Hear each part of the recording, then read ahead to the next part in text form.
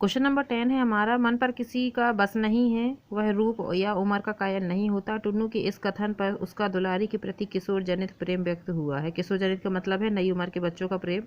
परंतु उसके विवेक ने उसके प्रेम को किस दिशा में मोड़ दिया? तो उसके विवेक ने मतलब उसकी बुद्धि ने उस प्रेम को किस तरफ मोड़ दिया था? देश प्रेम की तरफ मोड़ दिया था, ये हम सब जानते हैं। तो इसका आंसर यही बनेगा कि टुन्नू का यह कथन बिल्कुल सत्य है। वैसे भी टुन्नू का प्रेम जो था वो आत्मिक था, बाहरी नहीं था। इसलिए उसे दुलारी की ना तो उम्र से लेना देना था, ना शकल सूरत से लेना देना था, क्योंकि वो उम्र दुलारी के क्या है, गुणों का कायल हो चुका था। आकर्षण जन्य प्रेम को मतलब जो खिंचाव था, जिस खिंचाव के प्रति वो खिंचता चला जा रहा था और इसकी प्रेम भावना बढ़ती चली जा रही थी, उसे उसने किस में बदल दिया?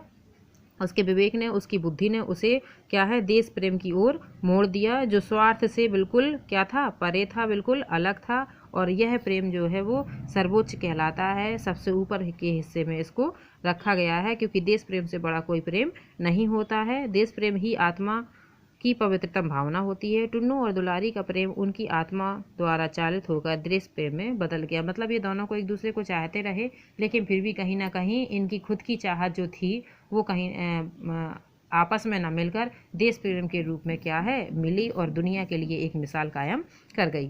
लास्ट है आपका, यही ठैया झूलनी हिरानी हो रामा का प्रतीकार्थ समझाइए। इसको देखिए मैं थोड़ा सा अपने शब्दों में समझा दे रही हूँ। हमारे यहाँ पर सुहाग की निशानियों में बहुत सारी चीज़ें मानी जाती हैं, इसे लिखना नहीं है अभी, जो मैं समझा रही हूँ कि जैसे बिछिया है, पायल है और सिंदूर है। तो देखिए हर जगह के जो सुहाग का जोड़ा होता है, सुहाग की निशानी होती है, वो अलग अलग होती है। जैसे पंजाबियों में आपने देखा पता होगा, वहाँ पर चूड़ा चलता है, वो आपका क्या है, ज़्यादा फेमस होता है। हमारे यहाँ पर आपका चूड़ियाँ और सिंदूर माना जाता है। तो सब जगह के क्या है, सुहाग की निशानियाँ हैं जो अलग अलग मानी जाती हैं।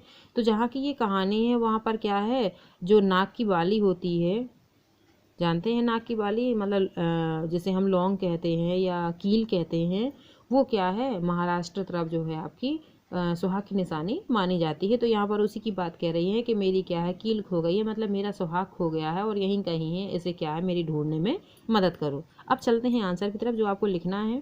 यहीं ठैया झुलनी हिरानी हो रामा लोक भाषा में रचित गीत के इस मुखड़े का भाव है। इसी स्थान पर मेरी लौंग खो गई, अर्थात कील खो गई, जिसका प्रतीकार्थ बड़ा गहरा है।